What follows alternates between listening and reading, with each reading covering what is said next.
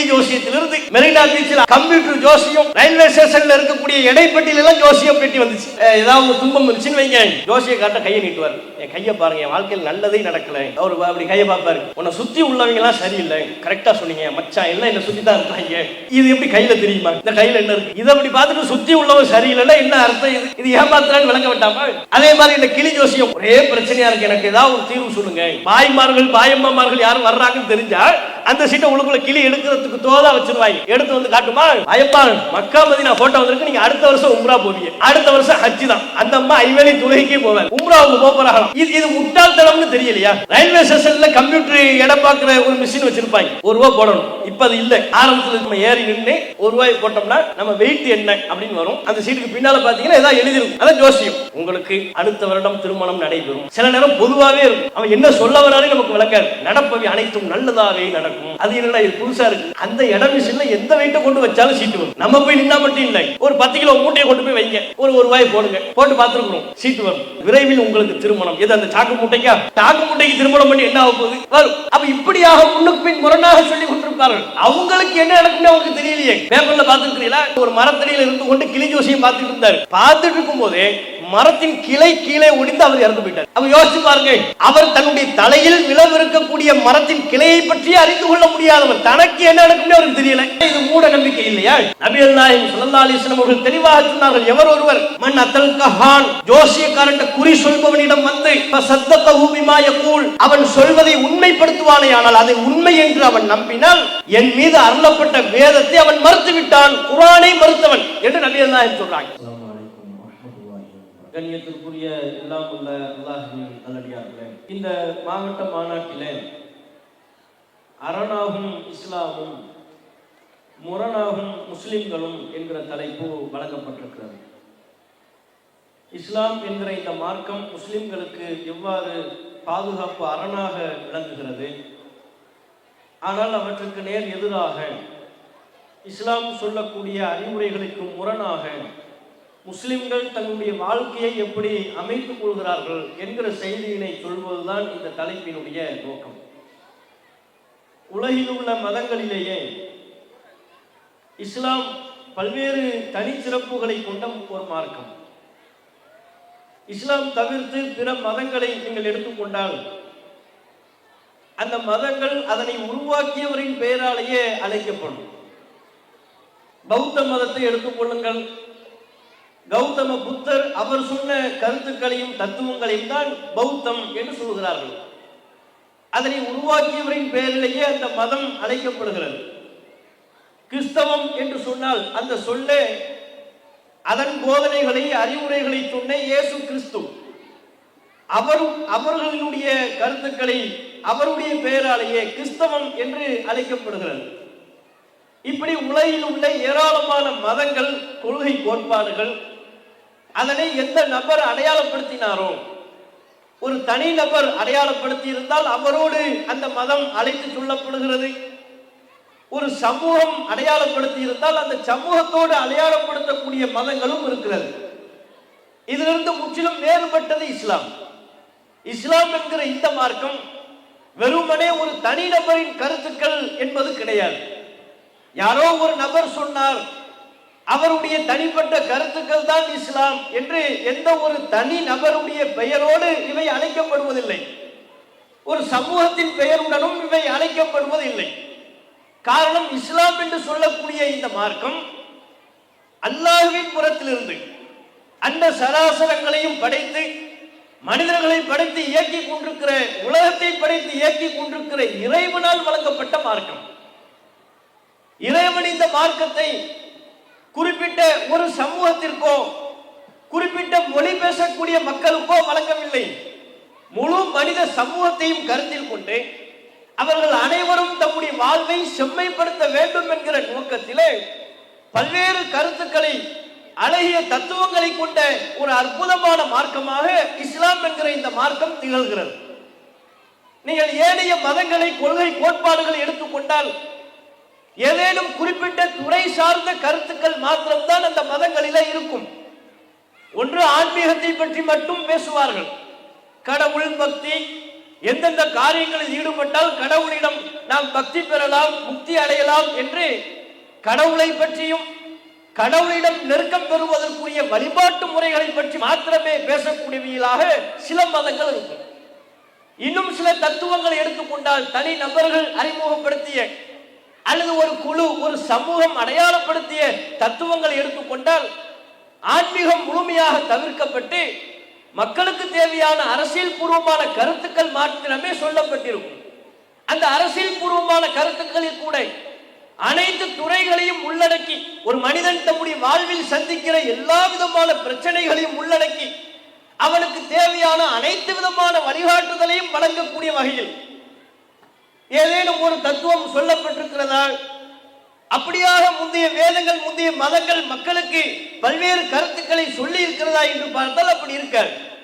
ஆனால் இஸ்லாம் என்கிற இந்த மார்க்கம் இதில் சொல்லப்பட்டிருக்கிற கருத்துக்கள் முழுக்க முழுக்க இறைவனால் வழங்கப்பட்டது. இறைவனால் வழங்கப்பட்டது மாத்திரமல்ல, முழுமையை கொண்டிருக்கிறது.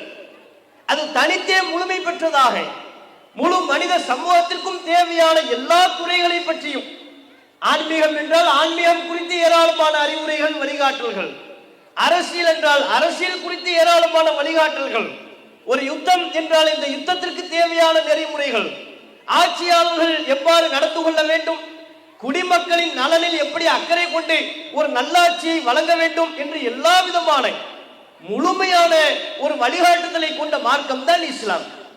நாம் ஏற்றுக்கொண்டிருக்கிற இந்த இஸ்லாமிய மார்க்கத்தை பற்றி முஸ்லிம்கள் முதலில் புரிந்து கொள்ள வேண்டியது என்ன? இந்த மார்க்கத்தில் எந்த குறையும் இல்லை, இந்த மார்க்கத்தில் எந்த விடுபடுதலும் இல்லை. என்னுடைய வாழ்வில் நான் அன்றாடம் சந்திக்கிறேன், பிறப்பிலிருந்து இறப்பு வரை ஒரு மனிதன் பிறந்தது முதல் அவன் இறப்பை சந்திக்கும் வரையிலும் அவனுக்கு என்னென்ன தேவையோ அனைத்தையும் உள்ளடக்கிய அற்புதமான உன்னதமான மார்க்கமாக இந்த இஸ்லாமிய மார்க்கம் இருக்கிறது. காரணம், இது இறைவனால் வழங்கப்பட்ட மார்க்கம், இறைவனால் முழுமைப்படுத்தப்பட்ட மார்க்கம். அல்-யௌம அக்மல்து லக்கும் தீனக்கும் வ அத்மம்து அலைக்கும் நிஅமதி வ ரதீது லக்குமுல் இஸ்லாம தீனா. இன்றைய தினம் உங்கள் மார்க்கத்தை நான் முழுமைப்படுத்தி விட்டேன், இஸ்லாத்தை உங்களுக்குரிய தீனாக, வாழ்வியல் வழிமுறையாக பரிபூர்ணமாக நான் பொருந்திக் கொண்டேன் என்று அல்லாஹ் சொல்கிறான்.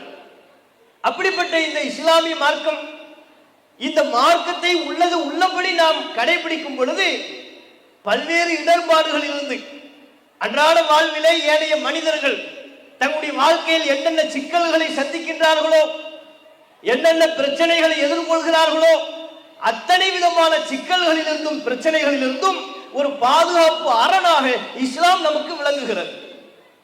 எப்படியெல்லாம் இஸ்லாம் நமக்கு ஒரு பாதுகாப்பு அரணாக விளங்குகிறது? உலகத்தில் உள்ள அதற்கு பல்வேறு உதாரணங்களை சொல்ல முடியும். உதாரணமாக ஒன்று ரெண்டு விஷயங்களை நீங்கள் பாருங்கள். உலகத்தில் இன்றைக்கு நவீன காலகட்டத்தில் மனிதர்கள் சந்திக்கக்கூடிய மிக முக்கியமான பிரச்சனை என்று சொன்னால் அது சமத்துவமின்மை என்கிற பிரச்சனை தான். எந்த நாட்டிற்கு நீங்கள் சென்றாலும், உலகில் எந்த மூலைக்கு நீங்கள் சென்றாலும், அல்லது ஒரு ஊரில் உள்ள எந்த முடுக்கிற்கு நீங்கள் சென்றாலும் சரி, சமத்துவம் என்ற சமத்துவமாக நடத்தப்படுவதில் நவீன உலகிலும் பல்வேறு பிரச்சனைகள் இருக்கிறது. மொழி அடிப்படையில் பாகுபாடு காட்டப்படுகிறது, இனத்தின் பெயரால் பாகுபாடு காட்டப்படுகிறது, நிறத்தின் பெயரால் பாகுபாடு, பிறப்பின் பெயரால் பாகுபாடு. இந்த மொழி பேசினால் அவர் சிறப்பிற்குரியவர், உயர்ந்தவர், அந்த மொழி அல்லாத வேறு மொழிகளை பேசுபவர்கள் தாழ்ந்தவர்கள். அப்ப மொழியால் உயர்வு தாழ்வு கற்பிக்கக்கூடிய ஒரு சூழலை நவீன காலகட்டத்தில் பார்க்கிறோம். நிறத்தால் உயர்வு தாழ்வு கற்பிக்கக்கூடிய சூழலை பல்வேறு மேலை நாடுகளில் பார்க்கிறோம். அங்கே எல்லாம் எப்படியான ஒரு தீண்டாமை மனிதர்களுக்கு மத்தியில் கடைபிடிக்கப்படுகிறது? வெள்ளை நிறத்தில் யாரேனும் இருந்து விட்டால் அவர் சிறப்பு, அவர் சிறப்புக்குரியவர், அவர்தான் முழுமையான சகல உரிமைகளையும் பெறுவதற்கு முதல் தகுதி பெற்றவர். அதுவே கருப்பு நிறத்தில் அமைந்து விட்டால், அவனின் தோலின் நிறம் கருப்பாக இருந்து விட்டால் போதும், அவன் உரிமைகளில் பின்தங்கியவன், அவன் இரண்டாம் நிலை மூன்றாம் நிலை குடிமக்களாகத்தான் நடத்தப்பட வேண்டும். ஒரு வெள்ளை நிறத்தவனும் கருப்பு தோலை கொண்டவனும் ஒரே நேரத்தில் வந்து நிற்கிறார்கள். ஒரு சீட்டு தான் இருக்கு வாகனத்தில். இப்ப அந்த ஒரு சீட்டு யாருக்கு கொடுப்பாங்க? இருவரும் ஒரே நேரத்தில் வந்து சம உரிமையை பகிர்ந்து கொள்ளக்கூடிய நிலை இருந்தாலும் கூட நிறத்தின் அடிப்படையில் பாகுபாடு காட்டப்படுகிற நாடுகளிலே வெள்ளை நிறத்தவர்களுக்கு தான் முன்னுரிமை வழங்கப்பட்டது. கருப்பு தோலை கொண்டவன் நின்று கொண்டுதான் பயணிக்க வேண்டும். கழிப்பறையிலும் அப்படித்தான் தீண்டாமை கடைபிடிக்கப்பட்டது. ஒரு பொது கழிப்பறை என்று சொன்னால் அனைவரும் அங்கே போய் சமமாக பாவிக்க முடியாது. வெள்ளை நிறத்தவர்களுக்கு தனி கழிப்பறை, கருப்பு நிறத்தவர்களுக்கு தனி கழிப்பறை, நிறத்தின் அடிப்படையில் பாகுபாடு காட்டப்படுகிற சூழல் மேலை நாடுகளில் தலை தூக்கி இருந்த காலகட்டம். இன்றைக்கும் அப்படியான கொடுமைகளை அவ்வப்போது அவர்கள் சந்தித்துக் கொண்டுதான் இருக்கிறார்கள். இயல்பிலேயே அந்த சிந்தனை ஊட்டிவிட்டார்கள். இந்தியாவை அடிமைப்படுத்தியதற்கு பிறகு அந்த எண்ணத்தை இந்தியர்களுக்கு மத்தியிலேயும் அப்படியான ஒரு எண்ணத்தை உருவாக்கி விட்டார்கள். அவங்க தானே ஒரு பல வருஷ காலமா 200 வருஷமா ஆட்சி புரிந்தார்கள். 200 வருஷம் இந்தியாவை அடிமைப்படுத்தி ஆட்சி புரிந்த காலகட்டத்தில் அவர்களால் நுழைக்கப்பட்ட பல்வேறு செய்திகள்ல ஒன்று இந்த வெள்ளை நிறத்துக்கு கூடுதல் சிறப்பு. தோல்ல ஒருத்தன் கருப்பா இருக்கிற அவனை பார்த்தா என்ன மட்டமான ஆளு, அவர் மட்டமான ஆளு எப்படி முடிவு பண்ணிய, அவர் அறிவியல் குறைபாடு உள்ளவர் என்று எப்படி முடிவு செய்தார்கள்? அவர் என்ன படிச்சார்னு கேட்டாங்களா? என்னென்ன தகுதிகளை கொண்டிருக்கிறார் என்று அவரிடத்தில் ஒன்னே விசாரிக்க மாட்டாங்க. கலர் கருப்பா இருந்துச்சுன்னா போதும். அதுவே வெள்ளையா இருந்துச்சுன்னா, வெள்ளையா இருந்தா அவன் நல்லவனா தம்பா இருப்பான், வெள்ளைக்காரதான் நல்லவன். கருப்பு கலர்ல உள்ளவனை நம்ப கூடாது, ஆள் பார்த்தாலே பயங்கரமா இருக்கிறான், இவனை நம்பலாமா இப்படிங்கிற எண்ணத்தை உருவாக்கி வைத்து விட்டார்கள். அதனாலதான் பார்க்க ஒரு ஆண் அழகு வெள்ளை நிறத்தில் இருக்கக்கூடிய ஒருவர் பெண் பார்க்கிறான்னு வைங்க, சொல்லும் போதே சொல்லுவார், நல்ல செக்க செவேன்னு பாருங்க, சுண்டுனா ரத்தம் வரணும், சுண்டுனா ரத்தம் வர்ற அளவுக்கு எனக்கு வெள்ளையா பாருங்கன்றார். அதே போலத்தான் பெண் தரப்பிலையும் மாப்பிள்ளை பார்க்க சொல்லுகின்ற பொழுது எனக்கு வர்ற மருமகள் நல்ல வெள்ளை வெள்ளையன்னு இருக்கணும், தூரத்துல இருந்து பார்த்தா கூட அவர் தோலை வைத்தே நாங்கள் கண்டுபிடிக்க வேண்டும். இப்படியான ஒரு சிந்தனையை குணம் பின்னுக்கு தள்ளப்பட்டு விட்டது, அவனுடைய அறிவு பின்னுக்கு தள்ளப்பட்டு விட்டது, நிறம் முன்னிலைப்படுத்தப்பட்டு விட்டது. அவன் உருவாக்கி வைத்திருக்கிற விளையாட்டுகளில் கூட இப்படிப்பட்ட சிந்தனைகளை நம்மிடையே பரப்பினார்கள். செஸ் போர்டு இது அவன் உருவாக்குன, அவன் நமக்கு சொல்லி தந்துட்டு போன ஒரு விளையாட்டு தான். அந்த விளையாட்டுல பாருங்க 2 கலர் தான், கருப்பு வெள்ளை. ஃபர்ஸ்ட் யார் மூவ் பண்ணணும்? வெள்ளை கலர் காயின் யார் வச்சிருக்கிறாரோ அவர் தான் ஃபர்ஸ்ட் மூவ் பண்ணணும். ஏன்? வெள்ளைக்கு முன்னுரிமை. நம்மளை அடிமைப்படுத்தி வச்சிருந்த நேரத்தில் அவன் நமக்கு உருவாக்குனது என்ன? நான் வருவேன்பா, நீ நின்னா உனக்கு 2ஆம் உரிமை, எனக்கு தான் முதல் உரிமை. அந்த சிந்தனையை பொருத்துவதற்காக வேண்டி செஸ் விளையாட்டுல கூட வெள்ளை காயின் வச்சிருக்கிறியா, நீ தான் முதல்ல விளையாடணும், நீ கருப்பு காயின் தானே வச்சிருக்கிற, நீ 2வது விளையாடு, உனக்கு 2வது உரிமை என்று அந்த சிந்தனையை புகுத்தினார்கள். கேரம் போர்டு அது பிற்காலத்தில் அப்படிப்பட்ட ஒரு சிந்தனையை தழுவிக்கொண்ட ஒரு விளையாட்டு. கேரம் போர்டுல பாத்தீங்கன்னா பாயிண்ட்ஸ் வச்சு விளையாடுவாங்க. அதுல கருப்பு கலர் காயினும் இருக்கும், வெள்ளை கலர் இருக்கும், ஒரே ஒரு சிவப்பு கலர் காயின் இருக்கும். இப்போ பாயிண்ட்ஸ் வச்சு விளையாடுறவங்க கேட்டு பாருங்க, கருப்புக்கு எவ்வளவு பாயிண்ட்? 5 பாயிண்ட் போனா போதும் 5. வெள்ளை கலர் காயின் இருக்குல்ல, அதுக்கு எத்தனை பாயிண்ட்? 10. சிவப்பு கலர்ல இருக்கிற ஒரே ஒரு காயின், அதுக்கு பாயிண்ட் எத்தனை? 25. அப்ப சிவப்பு கலர்ல இருந்தா 25. எது? ஏன்? சுண்டுனா ரத்தம் வருது இல்லை, இவன் கேட்டான்ல, சுண்டுனா ரத்தம் வரணும், அந்த கலர்ல இருக்கிறதுனால அதுக்கு 25. வெள்ளை கலர்ல இருக்கிறதுனால 10. கருப்பு கலர்ல இருந்தா அதுக்கு பாயிண்ட் கம்மி, மார்க் கம்மி. அப்ப விளையாட்டுகளில் கூட இப்படிப்பட்ட ஒரு எண்ணத்தை நமக்கு உருவாக்கி விட்டு சென்றார்கள். இது மேலை நாடுகளில் உள்ள வழக்கம். நம்ம நாட்டில் என்ன பிரச்சனை? நிறத்தின் அடிப்படையிலான பாகுபாடு குறைவா இருந்தாலும் பிறப்பின் அடிப்படையில் இந்த சாதியில் பிறந்து விட்டால் இவர் உயர்ந்தவர், அவருக்கு எல்லா விதமான தனிச்சிறப்பும் இருக்கிறது.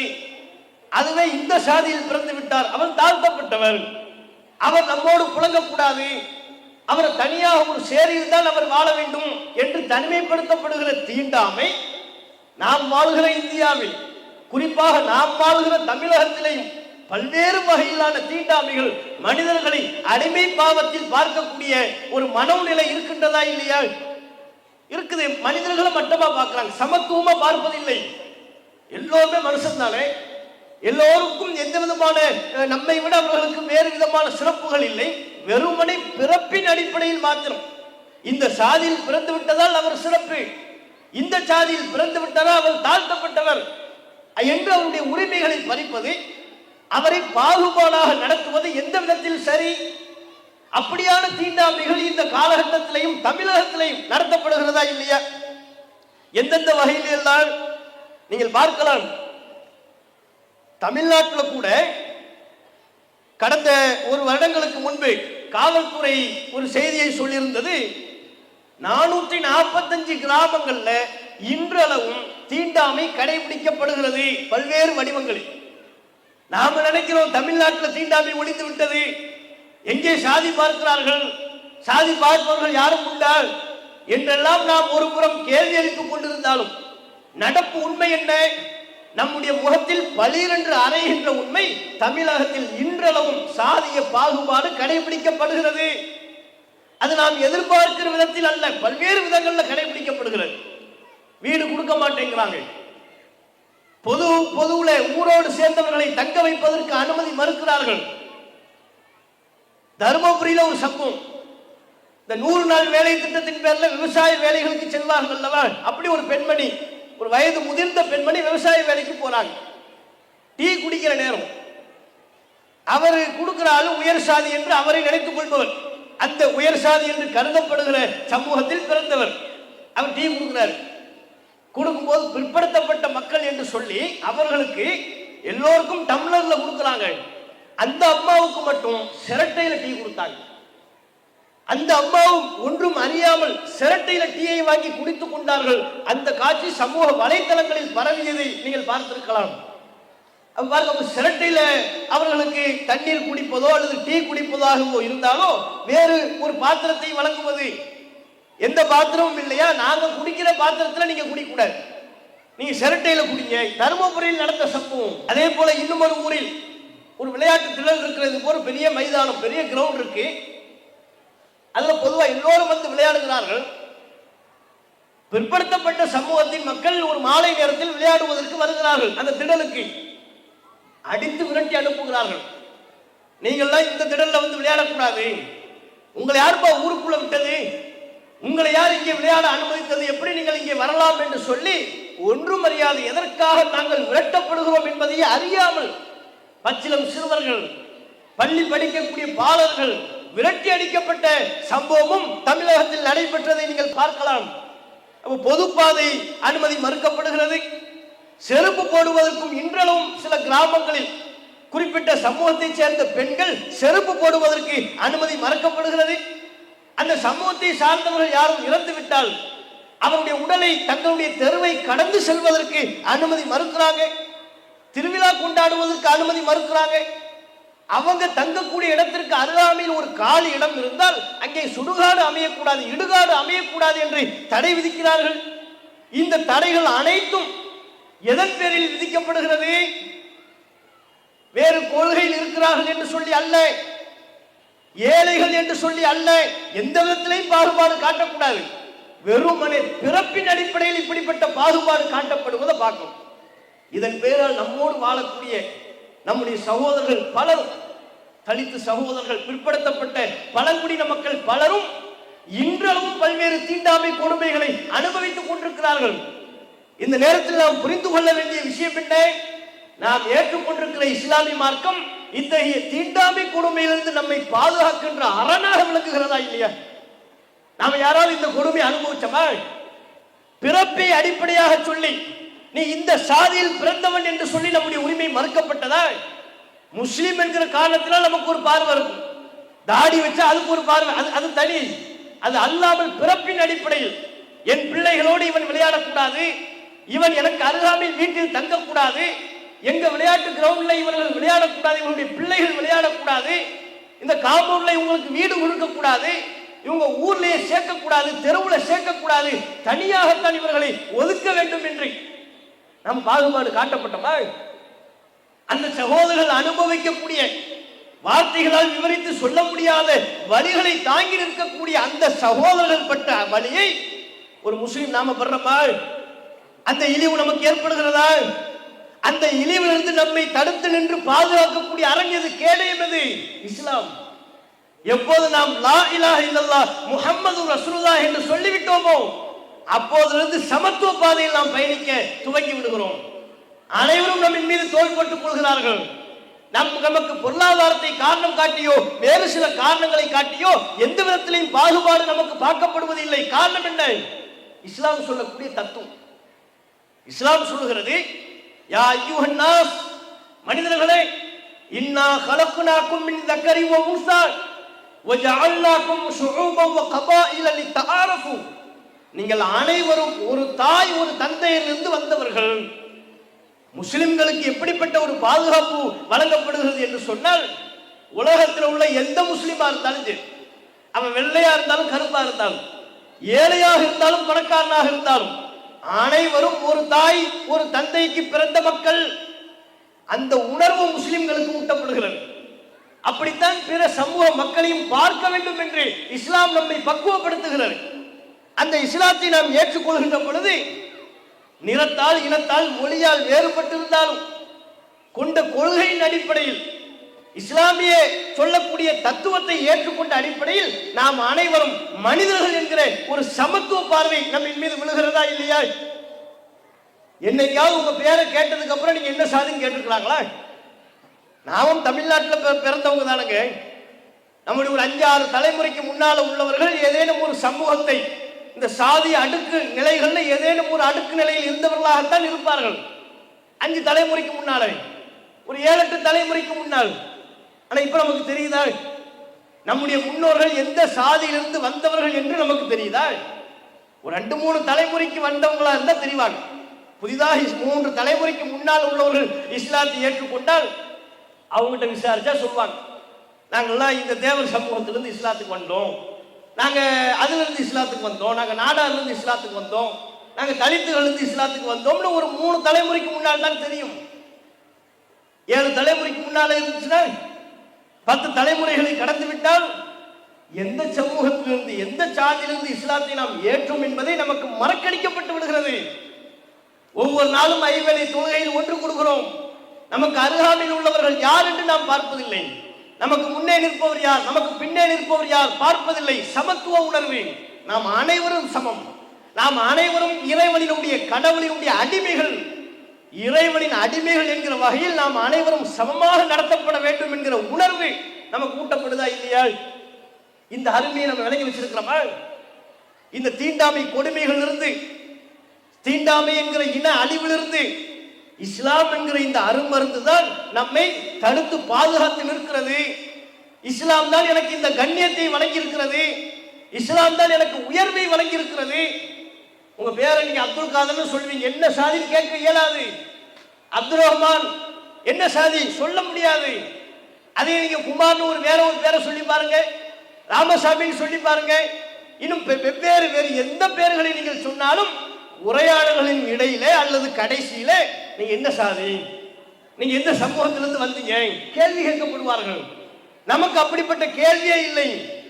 இந்த வகையில் இஸ்லாம் நமக்கு சாதிய கொடுமைகள் இருந்து, தீண்டாமை கொடுமைகள் இருந்து ஒரு மிகப்பெரிய பாதுகாப்பு அரணாக இஸ்லாம் விளங்குகிறது. நம்ம புரியணும், இஸ்லாத்தின் அருமை நம்ம புரியணும். அது மட்டுமா, இஸ்லாம் இன அழிவிலிருந்து தீண்டாமையிலிருந்து நம்மை பாதுகாப்பதோடு நம்முடைய அறிவை பாதுகாக்கிறது. ஏனெனில் இஸ்லாத்தை பொறுத்தவரை நபிகள் நாயகம் ஸல்லல்லாஹு அலைஹி வஸல்லம் அவர்கள் சொன்ன முதன்மை பிரச்சாரம் என்ன தெரியுமா? அல்லாஹ் தான் சூப்பர் பவர், சுப்பீரியர் பவர். லா இலாஹ இல்லல்லாஹ், வணக்கத்திற்குரியவன் அல்லாஹ்வை தவிர வேறு யாரும் இல்லை. அப்படின்னா அதனுடைய அர்த்தம் என்ன? நீ அல்லாஹ்வுக்கு மட்டும்தான் தலை சாய வேண்டும், அல்லாஹ்வுக்கு மட்டும்தான் வணங்கணும்.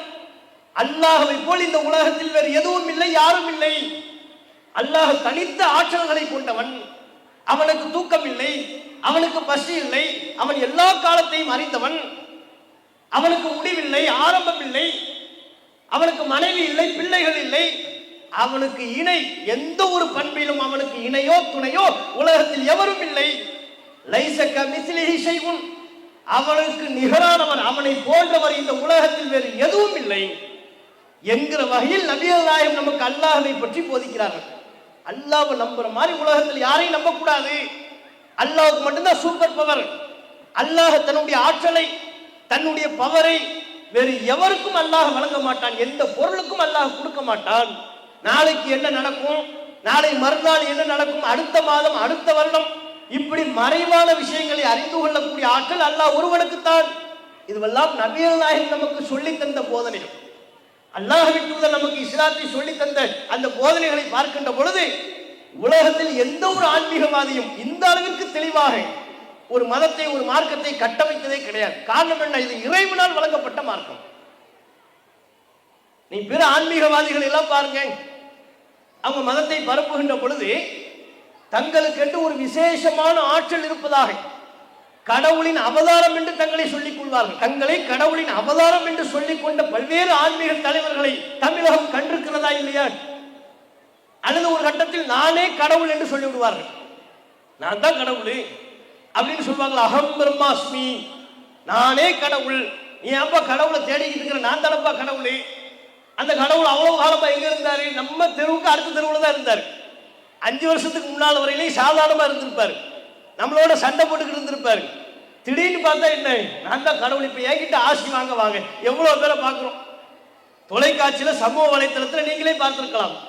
ஒரு தனியார் தொலைக்காட்சி நிறுவனத்தில், ஒரு தனியார் தொலைக்காட்சியில குடும்ப சண்டைக்கு வந்த ஒரு பெண்ணு திடீர்னு என்னவாங்க, ஒரு 5 வருஷம் 6 வருஷம் பேக்கு என்ன நினைச்சு நம்ம வேறு விஷயங்களை கவனம் செலுத்துறோம்னா, இப்ப எனக்கு கடவுள் சக்தி வந்து விட்டது, கடவுளுக்கு கல்யாணம். அப்ப முந்தி ஒரு ஆணோட வந்தீங்களே, அவர் யாரு? அந்த வாழ்க்கை வேறு, இந்த வாழ்க்கை வேறு. அந்த பாதையை நீங்கள் உங்களால் கண்டறிந்து கொள்ள முடியாது. இது வேறு பாதை என்ன சொல்லி மக்களை ஏமாத்துறாங்களா இல்லையா?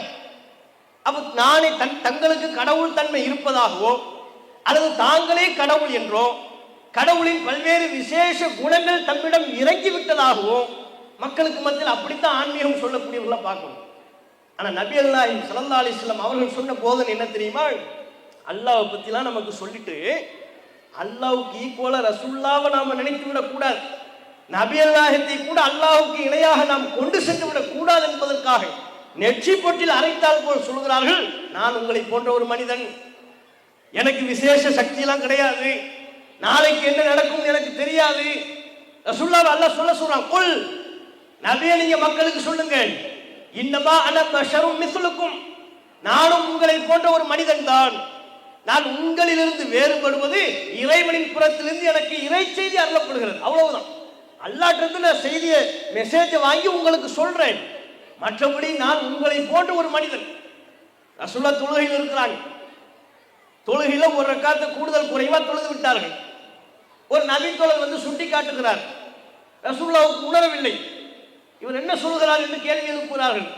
மக்கள் சொல்கிறார்கள், ஆம் அல்லாஹ்வின் தூதரே, தொழுகை நீங்கள் கூடுதலாக குழவித்து விட்டீர்கள். அப்படியா, வாங்க திரும்பி வாங்க. அந்த தவறுக்கு பரிகாரம் தேடுறாங்க. அதன் இறுதியில் சொன்னார்கள், நான் உங்களை மாதிரி ஒரு மனுஷன் தானே, அன்சா கமா தன்சவுனை, நீங்கள் தொழுகையில் இருக்கின்ற பொழுது ஏழைய நேரங்களில் எப்படி உங்களுக்கு மறதி ஏற்படுமோ அதுபோல் எனக்கும் மறதி ஏற்படும், நானும் மறப்பேன், சில விஷயங்களை விட்டுருவேன், மறந்துடுவேன். மறந்தா எனக்கு சுட்டி காட்டுங்க. தொழுகையிலேயே ஒரு ரக்காத்தை நான் குறைத்து விட்டாலும் அல்லது அதிகப்படுத்தி விட்டாலும் எனக்கு நீங்கள் சுட்டி காட்ட வேண்டும் என்று நபிகள் நாயகம் சொன்னார்கள். தன்னை ஒரு மனித புனிதர் என்ற ஒரு பிம்பத்தை அல்லாஹ்வின் தூதர் கட்டமைக்கவே இல்லை. காரணம் என்ன? இஸ்லாம் அல்லாஹ்வுடைய இடத்துல வேறு யாரையுமே கொண்டு போய் வைக்க கூடாது என்று சொல்கிறது. ஒவ்வொரு பொருளையும் அந்தந்த பொருளாகவே பாவிக்க சொல்கிறது. மூட நம்பிக்கை என்ற ஒரு தவறான நம்பிக்கைக்கு இஸ்லாத்தில் இடமே இல்லை என்று நபிகள் நாயகம் ஸல்லல்லாஹு அலைஹி வஸல்லம் அவர்கள் நமக்கு போதிக்கிறார்கள். ஒரு விஷயத்தை நாம் நம்புவதோ, ஒரு மனிதனை நம்புவதாக இருந்தாலோ, ஒரு பொருளை பற்றி நம்புவதாக இருந்தாலோ, அந்த மனுஷனுக்கு என்ன தன்மை இருக்கு, கண்ணுக்கு முன்பாக அவன் என்னென்ன ஆற்றல்களை பெற்றிருக்கிறான், என்னென்ன சக்தி அவனுக்கு இருக்கு, கண்ணுக்கு முன்பாக எதை நம்ம பார்க்கிறோமோ அதைத்தான் நம்பணும். அது அல்லாம அவனுக்கு கூடுதலான சக்தி இருக்கிறது, மறைவான விஷயங்களை எல்லாம் அவர் அறிவார், நாளைக்கு என்ன நடக்கும் என்பதை அவர் இப்படி நம்புவதற்கு இஸ்லாத்தில் இடமில்லை. நபிகள் நாயகம் ஸல்லல்லாஹு அலைஹி வஸல்லம் அவங்க சொல்றாங்க, எனக்கு மறைவானது தெரியாது, ஆலிமுல் கைப் ஃபலா யுப்ஹிரு அலா கைபிஹி அஹதா, இறைவன் ஒருவன் தான் மறைவானவற்றை அறிபவன், அந்த மறைவான விஷயங்களை அவன் வேறு யாருக்கும் சொல்லிக் கொடுப்பதில்லை. அல்லாஹ்வுக்கு தெரிஞ்ச விஷயம் பாது, மறைவானது அல்லாஹ் யாருக்கும் சொல்ல மாட்டான். சொல்வதாக இருந்தால் தான் தேர்வு செய்த இறை தூதர்களுக்கு மக்களுக்கு சொல்ல வேண்டும் என்பதற்காக கற்றுக் கொடுப்பான். உலகம் அழிவதற்கு முன்பாக வரக்கூடிய அடையாளங்களை நபிகள் நாயகம் மூலமாக அல்லாஹ் நமக்கு சொல்லி தந்தானா இல்லையா? இது மாதிரி இதை தவிர்த்து நாளைக்கு என்ன நடக்கும் பாரு, நாளை மறுநாள் மழை பெய்யும், உனக்கு அடுத்த வருஷம் வாழ்க்கையில் இப்படி ஒரு துன்பம் நடக்கும், 5 மாசத்துக்கு பிறகு உனக்கு ஒரு நல்லது நடக்கும், இப்படிலாம் யாராலையும் சொல்ல முடியாது. நபிகள் நாயகம் சொன்னாங்க, லவ் குன்து அஅலமுல் கைப், மறைவான ஞானம் எனக்கு இருக்கும் என்று எனக்கு தெரியும் என்றால் லஸ்தக்தர்து மினல் கைர், என் வாழ்க்கையில நான் அதிகமா நன்மையவே சம்பாதிச்சிருப்பேன்.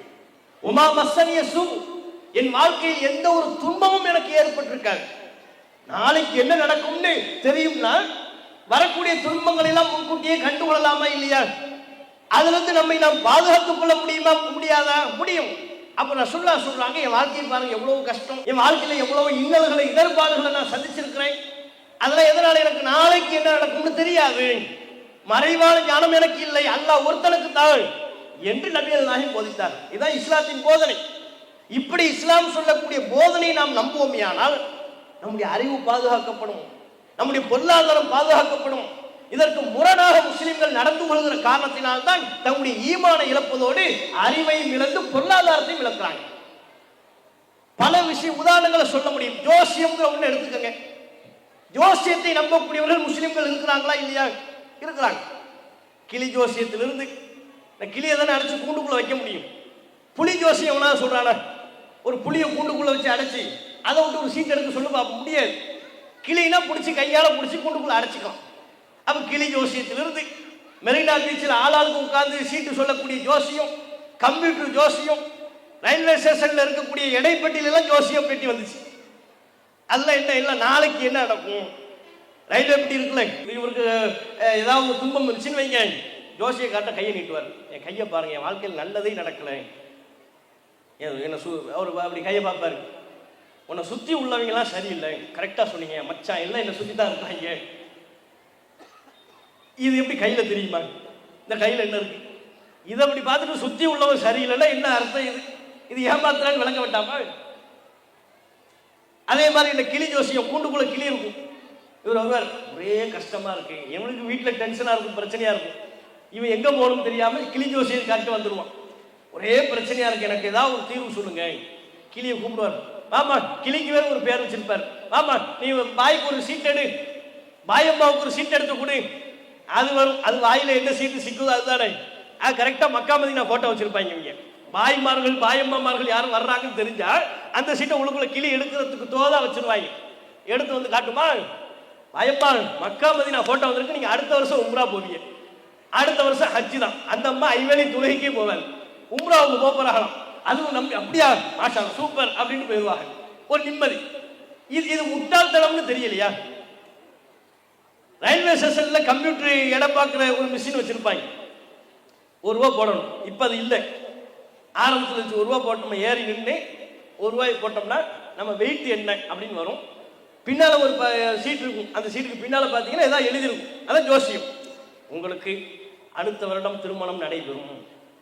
சில நேரம் பொதுவாகவே இருக்கும், அவன் என்ன சொல்ல வரானே நமக்கு விளங்காது. நடப்பவை அனைத்தும் நல்லதாகவே நடக்கும். அது என்னடா இது புதுசா இருக்கு, புதுசு புதுசா எதையாவது சொல்லிட்டு இருப்பாய். பொதுவாகவே சொல்றது. அந்த இடம் மிஷின்ல எந்த வெயிட்டை கொண்டு வச்சாலும் சீட்டு வரும். நம்ம போய் நின்னா மட்டும் இல்லை, ஒரு 10 கிலோ மூட்டையை கொண்டு போய் வைங்க, ஒரு ₹1 போடுங்க, போட்டு பார்த்துருக்குறோம், சீட்டு வரும். கவலையே படாதீர்கள், விரைவில் உங்களுக்கு திருமணம். எது அந்த சாக்கு மூட்டைக்கா? சாக்கு மூட்டைக்கு திருமணம் பண்ணி என்ன ஆக போகுது? வரும். ஒரு சின்ன வயசு பையனை, ஒரு 3ஆம் வகுப்பு படிக்கிற ஒரு பையனை கூட நீ பாட்டுக்க ₹1 போடுங்க, அடுத்த வருடம் உங்களுக்கு குழந்தை பிறக்கும். அவனே ஒரு குழந்தைடா, அவனே ஒரு குழந்தை, அவனுக்கு எப்படி குழந்தை பிறக்கும்? அப்ப நாமே நின்று நீங்க ஒரு நபரை பல முறை பரிசோதித்து பார்ப்பீர்களே, ஆனால் அது கம்ப்யூட்டர்ல பரிசோதித்து பார்த்தாலும் சரி, அல்லது கிளி ஜோசியம் சொல்றாங்கல்ல அவங்ககிட்ட பரிசோதித்து பார்த்தாலும் சரி, பொய்ன்னு உங்களுக்கே விளங்கிடும். நீங்க ஒரு முறை ஏறி நின்று விட்டு இறங்கி திரும்பவும் ஏறி நின்றுங்கள், முன்பு சொல்லப்பட்டதுக்கு முரணா வரும். மெரினாவில் ஜோசியம் அங்கங்க நின்று ஜோசியம் பார்த்துக்கிட்டு இருக்கிறாங்கல்ல, ஒரு ஃபர்ஸ்ட் ஒரு ஜோசியம் பார்த்து வாங்க, எனக்கு கல்யாணமே அவளை என்ன செய்யணும்னு கேளுங்க. முதல் சொல்லிடுவாங்க, 1/4 மணி நேரம் போட்டு விலைக்கு நம்ம கிட்ட இருந்து அந்த ₹50 வாங்குறதுக்கு 1/4 மணி நேரமா பிரச்சாரம் நடக்கும். திரும்ப அப்படியே ஒரு ரவுண்டு சுத்திட்டு திரும்ப வந்து எனக்கு பிள்ளையே பிறக்கல அப்படின்னு சொல்லி கேளுங்க, அதுக்கு ஒரு தீர்வை சொல்லிக்கிட்டு இருப்பாங்க. அப்ப இப்படியாக முன்னுக்கு பின் முரணாக சொல்லி கொண்டிருப்பார்கள். அவங்களுக்கு என்ன நடக்கும்னு அவங்களுக்கு தெரியலையே. பேப்பர்ல பார்த்துருக்கிறீங்களா? கிளி ஜோசியம் பார்த்துக்க, ஒரு மரத்தடியில் இருந்து கொண்டு கிளி ஜோசியம் பார்த்துட்டு இருந்தாரு. பார்த்துட்டு இருக்கும் போதே மரத்தின் கிளை கீழே ஒடிந்து அவர் இறந்து போயிட்டார். எந்த மரத்து கீழே இருந்து வருஷ கணக்கில் கிளி ஜோசியம் பார்த்து சொல்லிக்கிட்டு இருந்தாங்களோ அந்த மரத்திலிருந்து ஒரு கிளை ஒடிந்து ஒரு தலைமையில விழுந்துருச்சு. அங்கே ஆள் ஸ்பாட் அவுட். அப்ப யோசிச்சு பாருங்க, அவர் தன்னுடைய தலையில் விழவிருக்கக்கூடிய மரத்தின் கிளையை பற்றி அறிந்து கொள்ள முடியாதவர். தனக்கு என்ன நடக்கும் அவருக்கு தெரியல, அடுத்த வினாடி என்ன நடக்கும் என்பது அவருக்கு தெரியவில்லை. ஆனால் மனிதர்களுக்கு, எளிய மனிதர்களுக்கு நாளைக்கு என்ன நடக்கும், அடுத்த மாசம் என்ன நடக்கும், அடுத்த வருஷம் என்ன நடக்கும் இப்படின்னு சொன்னா இது மூட நம்பிக்கை இல்லையா? இதை நம்புவது ரசூலுல்லாஹ் இதை நம்ப சொன்னாங்களா? நபிகள் நாயகம் ஸல்லல்லாஹு அலைஹி வஸல்லம் அவர்கள் தெளிவாக சொன்னார்கள், எவர் ஒருவர் மன் அத்தல் கஹான், ஜோசியக்காரன் குறி சொல்பவனிடம் வந்து ஃபஸத்தகஹு பிமா யகூல், அவன் சொல்வதை உண்மைப்படுத்துவானே ஆனால் அதை உண்மை என்று அவன் நம்பினால் என் மீது அருளப்பட்ட வேதத்தை அவன் மறுத்து விட்டான், குர்ஆனை மறுத்தவன் என்று நபிகள் நாயகம் சொல்றாங்க. நீ எதுக்கு இறை வேதத்தை நம்புற?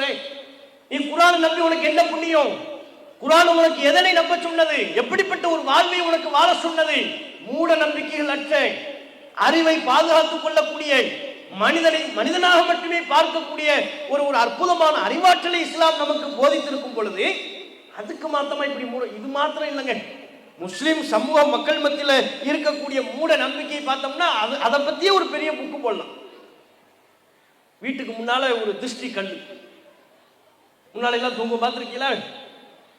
வீட்டுக்கு முன்னால ஒரு திருஷ்டி கல் தொங்கும். புதுசா வீடு கட்டுறாங்க, அதுக்கு ஒரு பொம்மையை, ஒரு பெரிய பூசணிக்காய், அந்த பூசணிக்காவுக்கு கண்ணு மூக்கு எல்லாம் வரைஞ்சி அதை தொங்க விட்டுருவாங்க. பார்த்தா என்னவா, அது கண்ணு பட்டு வீட்டுக்கு பாதிப்பு வந்துடக்கூடாது, அதுக்காகத்தான் கண் திருஷ்டி ஏற்பட்டுரும். கண் திருஷ்டினா என்ன, கண்ணு பார்த்து அந்த வீடு என்னமோ ஆயிருமா.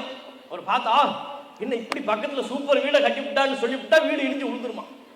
அதை தடுப்பதற்காக வேண்டிதான் இந்த திருஷ்டி கல், அதை தடுப்பதற்கு தான் இந்த பூசணிக்காய். குழந்தைகளுக்கு பார்த்தீங்கன்னா கண்ணத்தில் கருப்பு கலர் மை வைப்பாங்க. பிறந்த குழந்தை வெளியே அழைத்து செல்லக்கூடிய நேரத்தில் கருப்பு கலர் ஒரு மை.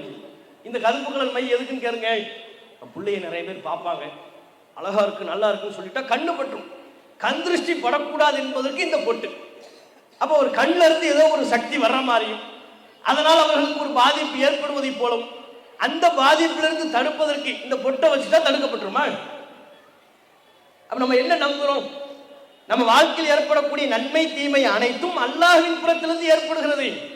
அல்லாஹ் நமக்கு ஒரு நன்மையை தர வேண்டும் என்று நாடிவிட்டால் அதை தடுப்பவன் யார்?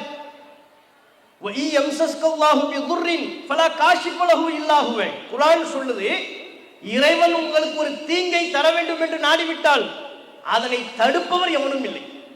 அல்லாஹ் உனக்கு ஒரு நன்மையை தர வேண்டும் என்று நாடிவிட்டால் அதனை தடுத்து நிறுத்தி வைக்கக்கூடிய ஆற்றல் யாருக்கும் இல்லை. அப்ப நல்லது கெட்டது எதுவா இருந்தாலும் அல்லாஹ்வுடைய நாட்டத்தின்படி நமக்கு நடக்கிறது. அல்லாஹ் நமக்கு ஒரு நல்லது நாடணும்னு நினைச்சா அது நடக்கும். யார் வந்து தடுத்து நிறுத்தினாலும் அந்த நல்லது நடந்தே தீரும். இறைவன் நமக்கு ஒரு துன்பத்தை தர வேண்டும் என்று நாடிவிட்டால் நீங்க ஒரு பொட்டு வைக்கிறதுனாலையோ, திருஷ்டி கல்லு தொங்க விடுறதுனாலையோ, பூசணிக்காயை தொங்க விடுறதுனாலையோ அது தடுக்கப்பட்டுருமா?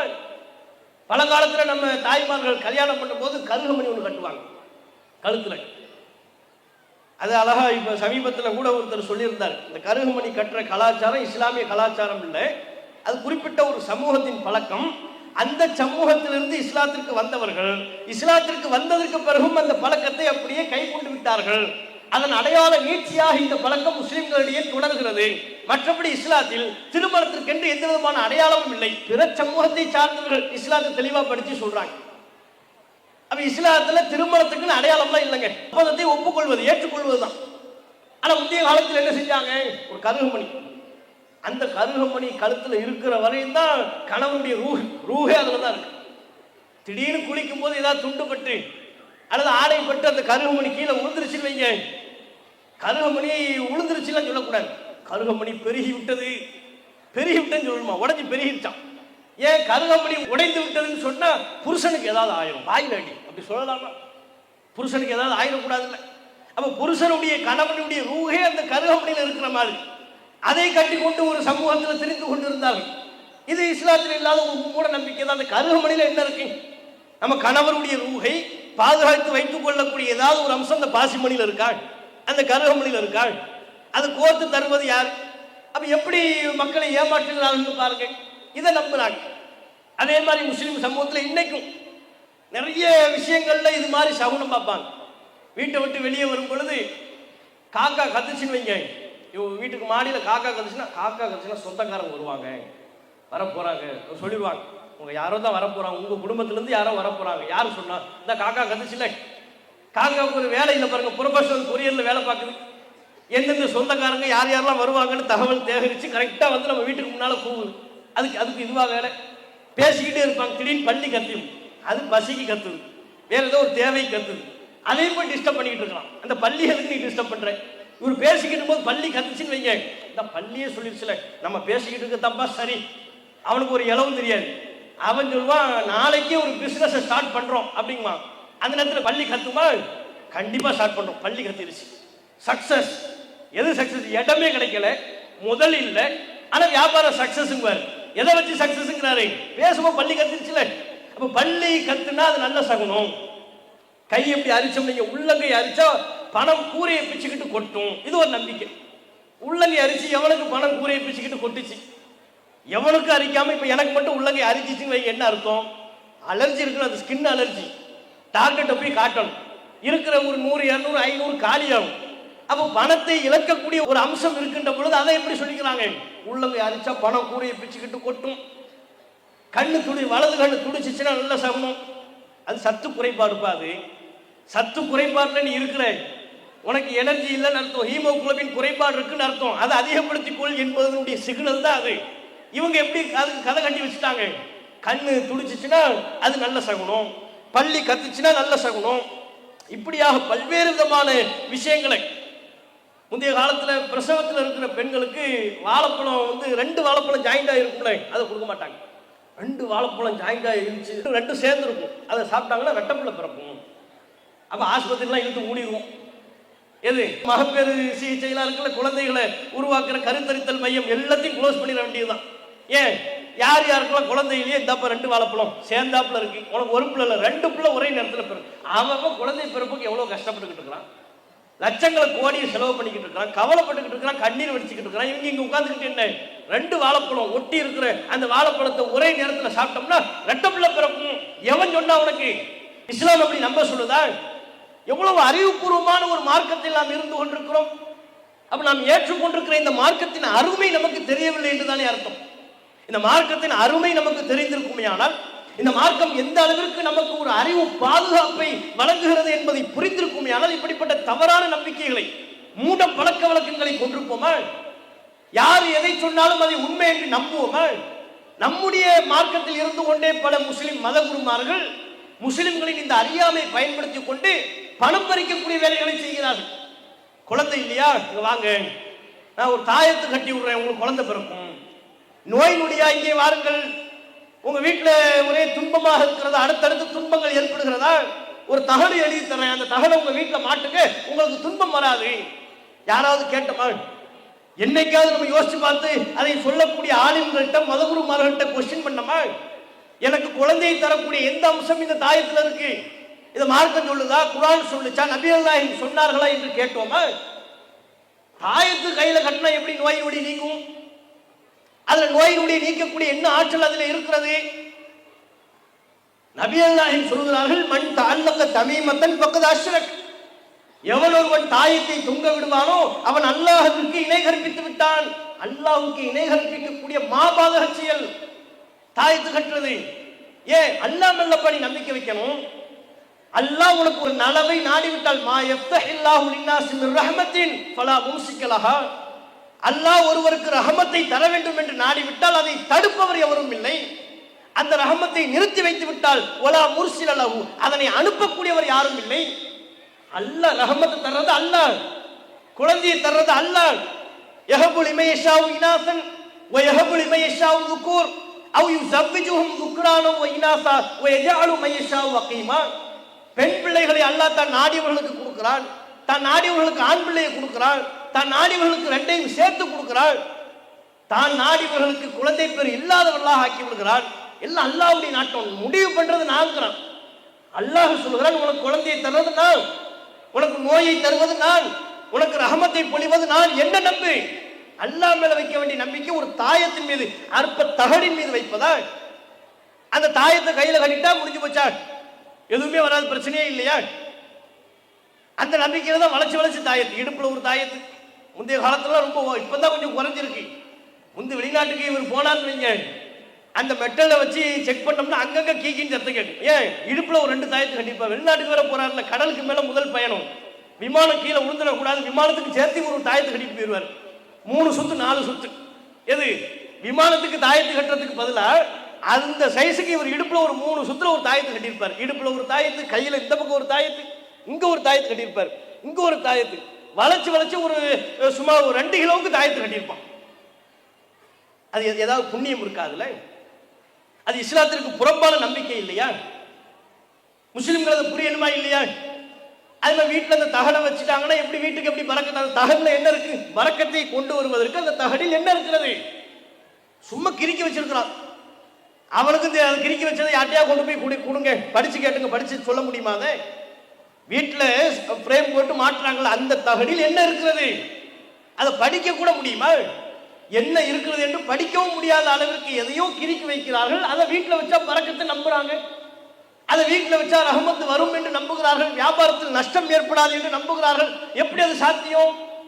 இந்த நம்பிக்கைகளை இஸ்லாம் சொல்லுதா?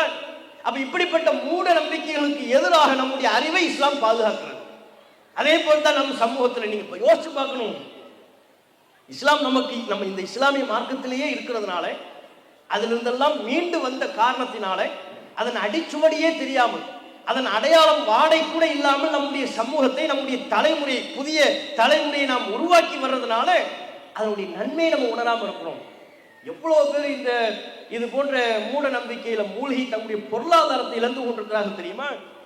டிவியில வருவாங்க, கல்லுங்க, வெறும் கல்லு, மோதிர கல்லு, அதை பத்தி விளம்பரம், உங்கள் வியாபாரத்தில் நஷ்டமாக அதிர்ஷ்டக்கல் மோதிரம் இருக்கிறது, கவலைப்படாதீர்கள், அணுகவும் துளிக்கீழ ஒரு நம்பர் போட்டுருவான். பேர் பார்த்தீங்கன்னு வைங்க, 3 மதத்தையும் சேர்ந்த ஒரு தனக்கு ஒரு பேர் வச்சிருப்பான். அப்போ தான் எல்லாரும் வருவாங்க. ஒரு பேர் இருக்காது, அஜ்மல் முருகன் 2-3 பேரை சேர்த்திருப்பான். ஒரு ஆள் பேர் அஜ்மல் முருகன் ஜோசப். அவர் தான் என்ன செய்யறாரு, இப்போ கூப்பிடுறாரு, அதிர்ஷ்டக்கல் வியாபாரத்துக்கு கூப்பிடுறாரு. ஏன்? 3 மதத்தை சார்ந்தவர்களும் போய் வாங்கிடுவாங்கல்ல, 3 மதங்கள்ல உள்ளவர்களும் அறியாமல் இருக்கிறார்கள் அல்லவா? அப்ப அந்த அறியாமையை பயன்படுத்தி, மத நம்பிக்கை சரியாக தெளிவாக இல்லாத காரணத்தினால அதை பயன்படுத்தி பணம் பறிக்கிறான். பல பேர் ஆயிரக்கணக்கில் கொடுத்துக்கிட்டு இருக்கிறாங்க. அந்த கல்லு மோதிரத்தை, பச்சை கல்லு மோதிரம் நம்ம பிள்ளைங்க போய் கடையில் வாங்குறது தான், 10 ரூபா தேராது. 10 ரூபாய் தேராத அந்த மோதிரத்தை எவ்வளவுக்கு விற்கிறாங்க? 10,000 ரூபாய்க்கு விற்கிறாங்க. அதை வாங்கக்கூடியவர்கள் பல கணக்கில் இருக்கிறார்கள், ஆயிரக்கணக்கில் வாங்கி கொண்டிருக்கிறார்கள். இந்தியா என்று எடுத்துக்கொண்டால் லட்சக்கணக்கில் வாங்கி கொண்டிருக்கிறார்கள். நம்ம யாராவது போய் வாங்கணுமா? கல்லு மோதிரம், அதிர்ஷ்ட கல்லு, கணவன் மனைவி சண்டையா, இந்த மோதிரத்தை போடுங்கள்னு நம்மளை ஏமாற்ற முடியுமா? யோசிச்சு பாருங்க. நம்ம கிட்ட சொன்னா நம்ம தெளிவா, எப்பா இந்த மோதிரத்தை போட்டா தான் எனக்கு பிரச்சனையே, ஏன் மோதிரத்தோட போனோம்னா எனக்கு ஒரு மோதிரம் வாங்கி தாங்கன்னு கேட்பாங்க. இதுல தான் எனக்கு பிரச்சனையே ஆரம்பிக்கும்.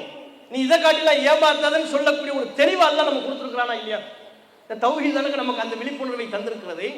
இந்த ஏகத்துவம் தானே நம்முடைய அறிவை பாதுகாக்கிறது. அப்ப இந்த ஏகத்துவத்தை முஸ்லிம்கள் ஏற்கின்ற பொழுதுதான் தன்னுடைய அறிவை பாதுகாத்துக் கொள்ளக்கூடிய ஒரு நிலை ஏற்படும். அதே போல ஜோசியத்தின் பெயரால், வாஸ்து சாஸ்திரம்ங்கிற பேர்ல வீட்டை இடிக்கிறான். பல லட்சம் ரூபாய் செலவு பண்ணி, கோடி கணக்கில் செலவு பண்ணி இடத்த, ஒரு மெயின் இடத்துல இடத்த வாங்கி, முக்கிய பகுதியில் இடத்த வாங்குறான், வீடை கட்டுறான். ஜோசியக்காரனை கூப்பிட்டு வரான், பாருங்க என் வீடு எல்லாம் சரியா இருக்கான்னு பாருங்க சாமிங்கிறான். அவர் உள்ள வருவார், நிலக்கல்ல அவருக்கு தட்டி இருக்கும், கல்லு சரியில்லை, நிலக்கல் சரியில்லை, என்ன செய்யணும்? நிலக்கல்ல மாத்துங்க. எங்க வைக்கிறது? இந்த நிலக்கல்ல தூக்கி கிச்சன் பக்கத்தில் வைங்க, அந்த ரூமை தூக்கி இங்க வைங்க. எது இந்த விளையாடுறது? இந்த இடத்த தூக்கி அங்க வைக்கிறது. இந்த மேப்பை வச்சுக்கிட்டு காட்டி, டெல்லி அந்த பக்கம் இருக்கு, தமிழ்நாடு இந்த பக்கம் இருக்கு, அங்கிருந்து நம்மளால உதவிகள் வர்றது தூரமா இருக்கு. அப்ப என்ன செய்யறது? தமிழ்நாடு தூக்கி டெல்லி பக்கத்துல வச்சுட்டோம்னா நேரடியா உதவிகளை வாங்கி விடலாம். இது மாதிரி கிறுக்கு கதைகளை சொல்லி ஜோசியம்ங்கிற பேர்ல, ஆன்மீகம்ங்கிற பேர்ல மக்களை ஏமாத்திக்கிட்டு இருக்கிறான். அவனு வீட்டை அடிக்கிறான். ஆஹா வீடு சரியில்லை, வாஸ்து சரியில்லை. அப்ப என்ன பண்றது? இப்ப குடி போக கூடாது, அதுக்கு ஒரு பரிகார பூஜை. முஸ்லிம் சமூகத்தில் என்று எடுத்துக்கொண்டால் பரிகார பாத்திகா, அதை ஓதி அதை மாட்டி இடிச்சு லட்சக்கணக்கில் வீண் விரயம் பண்ணி அதுக்கு பிறகு வீட்டுக்குள்ள குடிப்போம். இந்த அவலம் நமக்கு ஏற்படுதா?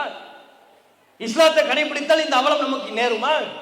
இஸ்லாம் உள்ளது உள்ளபடி நம்முடைய பொருளாதாரத்தை பாதுகாக்கக்கூடிய ஒரு மார்க்கமாக, அரணாக வந்து நிற்கின்றது. ஆனால் உள்ளது உள்ளபடி முஸ்லிம்கள் பின்பற்றாத காரணத்தினால்தான் சொற்ப எண்ணிக்கையில் உள்ள முஸ்லிம்கள் தங்கள் பொருளாதாரத்தை இழக்கிறார்கள், தங்களுடைய குடும்பத்தை இழக்கிறார்கள். ஜோசியம்னு போறாங்க, பிற சமூகத்தில் எவ்வளவு கொடுமைகளை பார்க்கிறோம். இந்த மாந்திரிகம்ங்கிற பேர்ல நீங்க ஒரு பிள்ளைய பலி கொடுத்தா தான் உங்க வாழ்க்கையில் நல்லது நடக்கும்னு சொன்னா அதையும் நம்புறாங்க. தங்களுடைய சொந்த பந்தங்களில் உள்ள பிள்ளையை கொண்டு போய் பலி கொடுத்த சம்பவங்கள் ஏராளம் இருக்கிறது தமிழகத்தில், பிற சமூகங்களில். முஸ்லிம்கள் அப்படிப்பட்ட சம்பவம் இல்லாமல் இருப்பதற்கு என்ன காரணம்?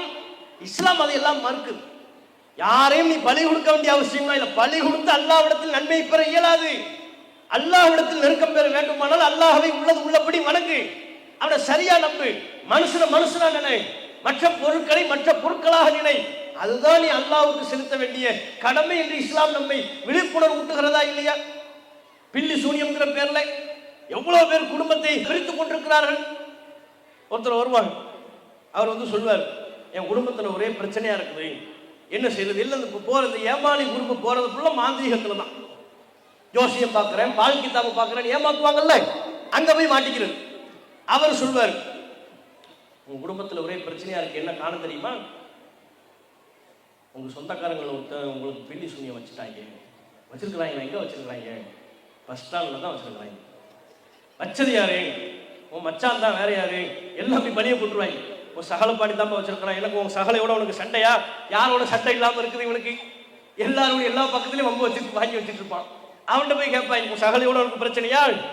உன் குடும்பத்தில் உள்ள சொந்த பந்தங்களோட பிரச்சனை? அவன் தாப்பா உனக்கு வச்சிருக்கிறான். எங்க வச்சிருக்கிறான்? பஸ் ஸ்டாண்ட்ல வச்சிருக்கிறான். அப்ப எடுத்துருங்க. எடுக்கிறதா இருந்தால் ஒரு 10,000 ரூபாய், சும்மா போய் எடுத்துட முடியாது. அது என்ன லேசப்பட்ட காரியமா? கிச்சன்ல உள்ள பொருள் எடுக்கிற மாதிரியா? கடையில போய் ஒரு பொருள் வாங்குற மாதிரி? பில்லி சூனியத்தை எடுக்கணும்பா. அது சாமானிய விஷயம் இல்லை. 10,000 ரூபாய் செலவு, நான் தர்றேன், எடுத்துருங்க. கொஞ்சம் 1000 ரூபாய் கூட போனாலும் பிரச்சனை இல்லை, 2000 ரூபாய் உள்ள பண்ண ஆனாலும் பிரச்சனை இல்லை, அதை வச்சதை எடுத்துருங்க. பொருளாதாரத்தை இழக்கிறான இந்த பில்லி சூனிய இஸ்லாத்தில் உள்ளதா? நபிகள் நாயகம் ஸல்லல்லாஹு அலைஹி வஸல்லம் அவர்கள் என்ன சொன்னார்கள்? லா யதுகுலுல் ஜன்னத ஆக்குன், பெற்றோரை நோவினை செய்பவன் சொர்க்கத்தில் நுழைய மாட்டான். வலா முஃமினும் பிஸ்ஹிர், சூனியத்தை உண்மை என்று நம்பக்கூடியவனும் சொர்க்கத்தில் நுழைய மாட்டான். சொர்க்கத்துக்கு போக முடியாதுட்டாங்க. சூனியத்துக்கு உண்மை இருக்கு நீ நம்புனா நீ சொர்க்கத்தில் இடமில்லை என்பது நபிகள் நாயகம் ஸல்லல்லாஹு அலைஹி வஸல்லம் அவர்களின் போதனை.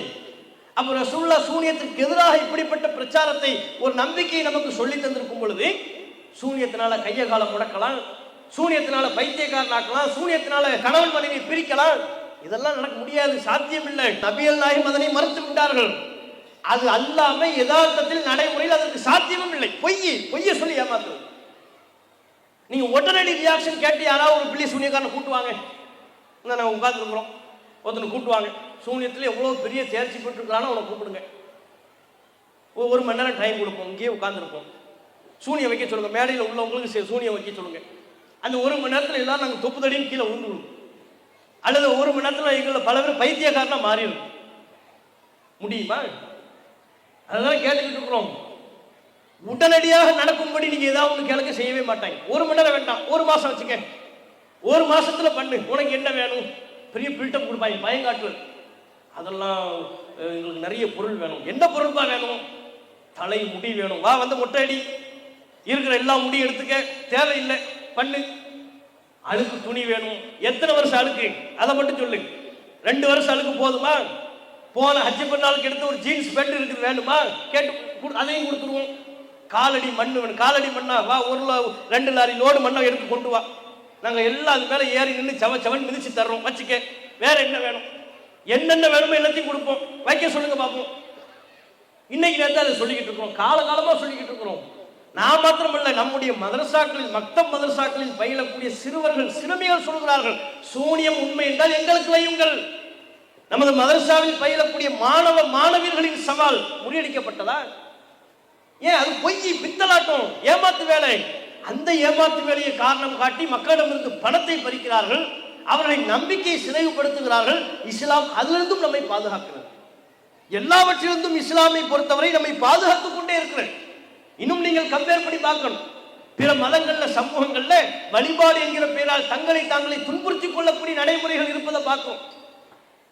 செருப்பு இல்லாமல் நடப்பாங்க. கேட்டால் கடவுளுக்காக இந்த சிரமத்தை நாங்கள் தாங்கிக் கொள்கிறோம் என்பார்கள். வெயிலில் நிற்பார்கள், கடவுளுக்காக தாங்கிக் கொள்கிறோம் என்பார்கள். தீ மிதிப்பார்கள், கடவுளுக்காக தாங்கிக் கொள்கிறோம் என்பார்கள்.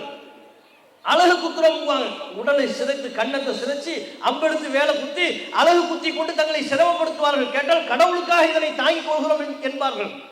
இதெல்லாம் அவங்க நம்பிக்கை. முஸ்லிம் சமூகத்திலேயும் இப்படிப்பட்ட சிலர் இருக்கிறாங்க, இஸ்லாத்தை அறியாமையின் காரணத்தினால். இந்த தர்கா கந்தூரிங்கிற பேர்ல பூ மிதிக்கும் விழாங்குவாங்க. பேர்ல பார்த்து நம்ம ஏமாந்துடக்கூடாது. பூ மிதித்தல் பேரை பாருங்க எவ்வளவு அழகா வைக்கிறாங்க. சரி, ஏதோ பூவை போட்டு வச்சிருப்பாங்க, நம்மளும் ஒரு 2 மிதிச்சுட்டு வருவோம். பித்த வெடிப்பு சரியாகும் போய் பார்த்தோம், நீங்க அங்க பூ இருக்காது, தீ தான் இருக்கும். நெருப்பு கங்கு அனலா தகிச்சுக்கிட்டு இருக்கும். அதுக்கு பேர் பூ மிதித்தல். அப்ப தீ மிதிக்கிற பழக்கம் இஸ்லாம் முஸ்லிம்களிடையும் சில பேர்ட்ட இருக்கு. இஸ்லாம் அதை சொல்லிச்சா? நெருப்பு கங்கை ஏற்படுத்தி அதை போய் மிதி என்று அல்லாஹ் சொன்னானா? நபி அல்லாஹ் சொன்னார்களா? பிற சமூகங்களை பார்த்து, அவர்களின் நம்பிக்கையை பார்த்து, சடங்கு சம்பிரதாயங்களை பார்த்து இவர்களும் அப்படிப்பட்ட காரியத்தில் ஈடுபடுகிறார்கள். இஸ்லாம் இதுவரைக்கும் தடுக்குது. என் பேர நீ கஷ்டப்படாத. உன்னை யார் தீ மிதிக்க சொன்னாள்? உன்னை யார் தலையில தேங்காய் உடைக்க சொன்னாள்? செருப்பு இல்லாம உன்னை யார் நடக்க சொன்னது? நபி அல்லாஹ் என்ன கேட்டாங்க? நபி அல்லாஹின் காலத்தில் ஒருவர் நான் நடந்தே ஹஜ்ஜுக்கு செல்வேன், புனித யாத்திரை செல்வேன் என்று பயணித்தார். தன்னுடைய எண்ணத்தை நபி அல்லாஹிடம் வெளிப்படுத்தினார். இன்றைக்கும் பல பேர் கேரளாவிலிருந்து சில பேர் நாங்கள் நடந்தே ஹஜ்ஜுக்கு போறாங்க. இதெல்லாம் இஸ்லாத்துல இல்லாது. நபி அல்லாஹ் சொன்னார்கள், நடந்தே போகுமாறு உன்னை யார் நேர்ச்சை செய்ய சொன்னது? அந்த நேர்ச்சை இறைவனத்தில் செல்லுபடியாகாது, அதனை விட்டுவிடு. வாகனத்தில் போகிட்ட என்ன வாகனம் இருக்கிறதோ, ஒட்டகம் இருந்தா ஒட்டகத்தில் செல், குதிரை இருந்தா குதிரையில போ, எந்த வாகனம் உன்னிடத்தில் இருக்கிறதோ அந்த வாகனத்தில் செல் என்று நபி அல்லாஹ் சொன்னாங்க. காரணம் என்ன? கடவுளின் பெயரால் நம்மை நாமே துன்புறுத்திக் கொள்வதற்கு இஸ்லாத்தில் இடமில்லை. அது இஸ்லாம் நம்மளை பாதுகாக்குதா? என் பேரை சொல்லி தலையில தேங்காய் உடைக்க வேண்டிய அவசியம் இல்லை. செருப்பு இல்லாம பாறையில நடக்க வேண்டிய தேவையில்லை. நடந்தே புனித யாத்திரைக்கு செல்ல வேண்டும் என்கிற அவசியம் இல்லை. நம்மை நாமே துன்புறுத்திக் கொள்ளக்கூடிய எந்த ஒரு செயலுக்கும் இஸ்லாத்தில் இடமில்லை. அல்லாஹ்வின் தூதர் அவர்கள் பள்ளிவாசலுக்குள்ளே செல்கிறார்கள். ஒரு பெண்மணி நீண்ட நேரம் தொழுகையில் ஈடுபடுவதற்காக ஒரு கயிறை கட்டி கொள்கிறார்கள். அந்த கயிறை பார்க்கறாங்க, இது என்ன கயிறுன்னு கேட்கிறாங்க. இந்த அம்மா தொழுவாங்க, ரொம்ப நேரம் நின்று தொழுகணும் என்பதற்காக இந்த கயிறை வைத்திருக்கிறார்கள். நிற்க முடியாத நிலை வருகின்ற பொழுது இன்னும் அதிகமாக ஓத வேண்டும் என்பதற்காக தங்களுக்கு ஒரு சோர்வு ஏற்பட்டால் இந்த கயிறை பிடித்துக் கொண்டு ஓதுவார்கள். ரசூலுல்லாஹ் சொன்னாங்க, கொள்ளு கயிறை அவிழுங்கள், இந்த கயிறு தேவையில்லை, எடுங்க. அப்படி யாரும் உங்களை அல்லாஹ் வணங்க சொன்னாங்க? உங்களை நீங்களே சங்கடப்படுத்தி கஷ்டப்படுத்தி இறைவனை வணங்க சொன்னானா? நான் சொன்னா? அல்லாஹ் சொன்னானா? ரசூலுல்லாஹ் கண்டிக்கிறாங்க. உங்களை சிரமப்படுத்தி கொண்டு அல்லாஹ்வை வணங்க வேண்டிய தேவையில்லை. இது இஸ்லாமிய மார்க்கத்தின் கோட்பாடு. ஒருவருக்கு நின்று தொழ முடியவில்லை என்றால் உட்கார்ந்து தொழு, உட்கார்ந்து தொழ முடியவில்லை என்றால் படுத்துக்கொண்டே தொழலாம். தண்ணீரை தொட்டு ஒழு செய்வதற்கு முடியவில்லை என்றால் மண்ணில் தயமும் செய்யலாம். எப்படிப்பட்ட ஒரு சலுகை இஸ்லாம் கொடுத்து ஏன் பேர்ல மார்க்கத்தை கடைபிடிக்கிற என்கிற பேரில் உன்னை நீ சிரமப்படுத்திக் கொள்ள வேண்டிய அவசியம் இல்லை. இஸ்லாம் பாதுகாக்குதா? நம்முடைய உயிரை பாதுகாக்கிறது, நம்முடைய பொருளாதாரத்தை பாதுகாக்கிறது. தற்கொலை இஸ்லாத்தில் கூடுமா? தற்கொலையை தடை செய்த மார்க்கமாக, சாதாரணமான முறையில் அல்ல, கடுமையான முறையில் கண்டிக்கின்ற ஒரு மார்க்கமாக இஸ்லாம் இருக்கிறது. நீ உன்னை நீயே மாய்த்துக் கொள்வியானால் எந்த ஒரு துன்பம் வாழ்க்கையில் ஏற்பட்டாலும் சரி, உன்னை நீயே மாய்த்துக் கொள்ளக்கூடாது, மரணத்தை விரும்பக்கூடாது. இஸ்லாமிய மார்க்கத்தின் போதனை ஒவ்வொரு முஸ்லிம்களையும் தைரியம் உள்ளவர்களாக, தன்னம்பிக்கை உள்ளவர்களாக, தம்முடைய வாழ்வில் ஏற்படக்கூடிய அத்தனை இன்னல்களையும் சகித்துக் கொள்ளக்கூடியவர்களாக இஸ்லாம் உருவாக்குது. தற்கொலையின் பக்கம் போகக்கூடாது. அப்படி உனக்கு அவ்வளவு கஷ்டம் இருக்கும் என்றால் இறைவனத்தில் பிரார்த்தனை செய். இறைவா, நான் உயிர் வாழ்வது நன்மை என்றால் என்னை உயிர் வாழச் செய். நான் மரணிப்பதை எனக்கு சால சிறந்தது என்றால் நீ என்னை மரணிக்க செய் இறைவா என்று இறைவனத்தில் பிரார்த்தனை கேள். அதை விட்டு கொண்டு உன் உயிரை மாய்த்துக் கொள்ளக்கூடிய முடிவை எடுக்கக்கூடாது. அப்ப இஸ்லாம் எப்படி எதிர்கொள்ள சொல்றது பாத்தீங்களா? தற்கொலை மீறி ஒருவர் தற்கொலை செய்து விட்டால் அவருக்கு நிரந்தர நரகம் என்று சொல்லி தற்கொலை தடை செய்து அதனை கண்டித்து, அதை செய்தால் உனக்கு நரக தண்டனை காத்திருக்கிறது என்று அச்சுறுத்தி அதிலிருந்தும் நம்மை காப்பாற்றுகிறது. அதனாலதான் நீங்க இஸ்லாத்தை கடைபிடிக்கக்கூடிய முஸ்லிம்கள் மத்தியிலே, அது கேரளாவா இருந்தாலும் தமிழகமா இருந்தாலும் ஏனைய அரபு நாடுகளாக இருந்தாலும், தற்கொலையின் விகிதம் ஏனைய சமூகத்தை காட்டிலும் முஸ்லிம் சமூகத்தில் குறைவு. தரவுகள் இருக்கிறது. காரணம் என்ன? இஸ்லாம் அவங்களுக்கு சொல்லக்கூடிய நம்பிக்கை. இஸ்லாம் தற்கொலை தடை செய்யக்கூடிய ஒரு மார்க்கமாக இருக்கிறது. எந்த துன்பம் வந்தாலும் அதனை சகித்துக்கொள் என்று சொல்லுகிறது. அல்லாஹ்விடம் அதனை பொறுப்பு சாட்டு. உன்னுடைய துன்பத்தை, உன்னுடைய கஷ்டத்தை அல்லாஹ்விடம் ஒப்படைத்து விட்டு அதனை நீ இறைவனிடம் பொறுப்பு சாட்டு என்று சொல்லக்கூடிய ஒரு மார்க்கமாக இஸ்லாமிய மார்க்கம் திகழ்கிறது. இந்த வகையில் இஸ்லாமிய மார்க்கம் நம்முடைய உயிரையும் பாதுகாக்கிறது, நம்முடைய அறிவை பாதுகாக்குது, நம்முடைய பொருளாதாரத்தை பாதுகாக்குது. பொருளாதாரத்தில் கூட எப்படி பாதுகாக்குது? வீண் வரையும் பண்ணாத, அடுத்தவங்க பேசணும், பெருமை பாராட்டணும் என்பதற்காக வேண்டி பகட்டு செலவு செய்யாத, அடுத்தவனுடைய பொருளாதாரத்தை பறிக்காத, அனைவருடைய பொருளாதாரத்தையும் பாதுகாக்குங்க. இஸ்லாமிய மார்க்கம் பொருளாதார ரீதியாக சொல்லக்கூடிய கோட்பாடுகளை ஒருவர் கடைபிடிப்பாரே ஆனால் எனக்கும் பிரச்சனை இல்லை, உங்களுக்கும் பிரச்சனை இல்லை. உலகத்தில் உள்ள எந்த மனிதருக்கும் பொருளாதார ரீதியான இழப்பு இல்லை, நஷ்டம் இல்லை. அனைவரின் பொருளாதாரமும் பாதுகாக்கக்கூடிய விதத்தில் இஸ்லாம் பொருளாதார கோட்பாடுகளை முன்வைக்கிறது. இஸ்லாத்தில் வட்டி தடை செய்யப்பட்டிருக்கிறது, மோசடி கலப்படம் கூடாது என்று சொல்லப்பட்டிருக்கிறது. இன்றைக்கு உலகமே எத்தகைய வட்டியில் வீழ்ந்திருக்கிறதோ, வட்டியை வைத்துக் கொண்டு ஒரு தனி மனிதனை சுரண்டுவது மட்டுமில்லாமல் ஒரு நாட்டின் வளத்தையும் சுரண்டக்கூடிய அவலம் உலகெங்கிலும் நடைபெறுகிறது. அதுக்குன்னே ஒரு வங்கியை ஏற்படுத்தி கொண்டு பிற நாடுகளுக்கு நான் கடன் தர்றேன், அதுக்கு பதிலாக எனக்கு நீ வட்டி கட்டு என்று சொல்லி ஏமாற்றி கொண்டிருக்கிறார்கள். அந்த வட்டி அடிப்படையிலான பொருளாதாரத்தை இஸ்லாம் தடை செய்தது. மிக தெளிவான வார்த்தை, கத ஹல்லல்லாஹுல் பைஅ வ ஹர்ரம ரிபா. அல்லாஹ் வியாபாரத்தை அனுமதித்து விட்டான், வட்டியை தடை செய்து விட்டான். வட்டி கூட தனி மனுஷனோ குழுவோ சமூகமோ நாடோ உன்னுடைய கொடுக்கல் வாங்கலை வட்டி அடிப்படையில் நீ செய்யாதே. அடுத்தவனை ஏமாத்து, அவன் தேவையை அவன் கஷ்டத்தை பயன்படுத்தி அவன்கிட்ட பொருளாதாரத்தை பறிக்கலாம்னு பாக்குறியா? அதுக்கு இஸ்லாத்தில் இடமில்லை. இஸ்லாம் சொல்லுது வட்டி நீ வாங்கவும் செய்யாதே கொடுக்கவும் செய்யாதே. எந்த அளவுக்கு இஸ்லாம் வட்டியை தடை செய்கிறது? அடுத்தவனை ஏமாத்தி இந்த வட்டி என்கிற கொடுமையில் ஈடுபட்டால் அல்லாஹ்வின் புறத்திலிருந்து உள்ள எச்சரிக்கையை நீ பெற்றுக்கொள், யுத்தத்துக்கு வா. சாதாரண அல்லாஹ் வட்டியை தடை செய்யலங்க. என் தடையை மீறி நீ வட்டியில் ஈடுபட்டால், வட்டி அடிப்படையில் கொடுக்கல் வாங்கலில் ஈடுபட்டால், ஒரு பொருளாதாரத்தை வாங்கினால் என் கூட சண்டைக்கு வாங்குறான். அப்படின்னா எந்த அளவுக்கு அல்லாஹ் வட்டியை தடை செய்யறான்? தன்னோட யுத்தத்திற்கு வா என்று அறைகூவல் விடுக்கக்கூடிய வகையில் அல்லாஹ் வட்டியை தடை செய்கிறான். அப்ப இஸ்லாம் சொல்லக்கூடிய இந்த முறை பின்பற்றப்பட்டால் வட்டி அடிப்படையில் ஏழைகள் சுரண்டப்படுவார்களா? மக்கள் கஷ்டப்படுவாங்களா? ஒரு நாடு திவாலாகக்கூடிய நிலை ஏற்படுமா? எதுவும் ஏற்படாது. இந்த கஷ்டத்திலிருந்து இஸ்லாம் நம்மளை பாதுகாக்கும்.